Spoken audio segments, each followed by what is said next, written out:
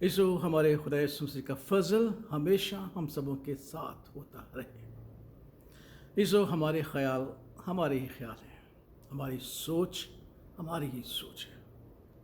और हमें यह भी याद रखना चाहिए कि हमारे ख्याल और हमारी सोच हर वक्त कामिल और हकीकी नहीं होती। दुनियावी तौर पर भी हमें सिखाया जाता है कि एकदम कोई राय न दे और ना ही किसी राय को ठहराएं जब तक किसी बात को या किसी वाक्य को पूरे तौर पर हम जान ना लें, समझ ना लें। यही बात मेरे नज़दीक अंजीर के दरख्त के बारे में है।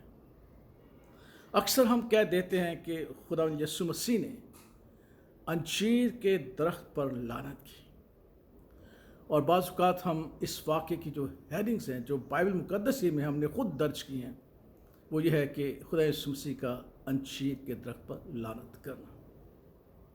इसो ज़रा सोचे तो सही कि वो खुदावंद जिसने अपने कलाम में कहा कि लानत नहीं बल्कि बरकत चाहो, हत्ता कि अपने सताने वालों के लिए भी बरकत चाहो, वो खुदावंद जो बरकत चाहता है किस तरह लानत बेच सकता है। वो देने ही बरकत आया था, ज़िंदगी देने आया था। उसने कहा कि मैं ज़िंदगी और बकसरत और हमेशा की ज़िंदगी देने आया हूँ। ये हमारी सोच है कि खुदा यीशु मसीह ने उस पर लानत की, बल्कि खुदा यीशु मसीह ने उससे ये कहा था कि तुझ पर फल ना लगे। क्या ये सोच नहीं हो सकती थी कि जब खुदा यीशु मसीह उसका खालिक और उसका मालिक उसके पास आया तो उस पर फल होना चाहिए। मुमकिन है वो दरख्त इसी बात को सोचकर अपने अंदर मर गया हो कि खुदा यीशु मसीह ने यह कलाम मेरे लिए किया है, काश मैं इस बात को जानता। और कई बार खुदा यीशु ने कहा कि काश तुम इस बात को जानते। सामरी औरत से भी कहा था काश तू जानती। नतनएल से भी कहा था काश तू जानता। हमें जानने की जरूरत है। सो खैर मैं इस बहस में पर तो नहीं पड़ता, बल्कि मैं चाहता हूं कि हम इस बात पर गौर करें कि हमारे खुदा यीशु मसीह का इख्तियार था। अगर उसके कलाम का ये असर उस पर था, कोई इतना मुतासर हुआ, तो क्या हमें अपने खुदावंद के कलाम की अहमियत को जानकर उसके कलाम से मुतासर नहीं होना चाहिए?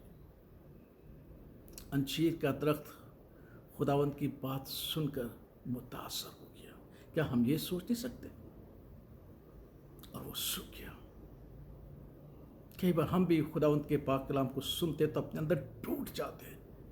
पतरस रसूल भी तो टूट गया था जब खुदावंद ने उसकी तरफ देखा। हम नहीं टूट सकते। हम तो दरख्त नहीं हैं, हम तो खुदावंद यीशु मसीह की शबीह और सूरत पर हैं। हम तो सी अक्ल हैं, समझदार हैं। हम क्यों उस दरख्त के पीछे पड़ गए हैं? हम ये क्यों नहीं कहते कि आज मेरा मालिक जिसने मुझे नेमतें और बरकतें दी हैं मेरे पास आ जाए, तो क्या मेरे पास कोई फल होगा जो मैं उसकी खिदमत में पेश कर सकूं? अगर ऐसा नहीं तो क्या मेरे साथ भी ऐसा हो सकता है, या मैं खुद अपने अंदर टूट जाऊं?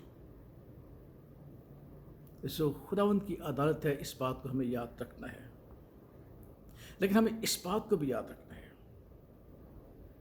कि अगर खुदावंद ने ये अदालत में कहा है कि जो दरख्त फल नहीं लाएगा वो काट डाला जाएगा, तो वहां खुदावंद ने यह भी कहा है कि मेरा फजल तुम्हारे लिए काफी है और मैं फल लगाने और फल की कुव्वत पैदा करने की कुदरत रखता हूं। कदस पालुस ने भी तो कहा था कि पानी देना मेरा काम है, बढ़ाना और फल लगाना उसका काम है। कि हम इस बात पर गौर नहीं कर सकते? और आज हम अपनी जिंदगी में गौर नहीं कर सकते? खुदावंद की अदालत तो है कि जो दरख्त फल नहीं लाएगा वो काटा और आग में झोंका जाएगा। शायद ये मेरी और आपकी तंबीह के लिए हो, नसीहत के लिए हो। जो जी अक्ल हैं, समझदार हैं। इसलिए सो आइए اپنے پھلوں کی فکر کریں، کہ خدا نے سب سے بڑے واضح طور پر کہا تھا برکتیں اور نعمتیں میں تمہیں دوں گا، ایسا فضل بخشوں گا کہ تمہاری زندگی پھلدار ہو۔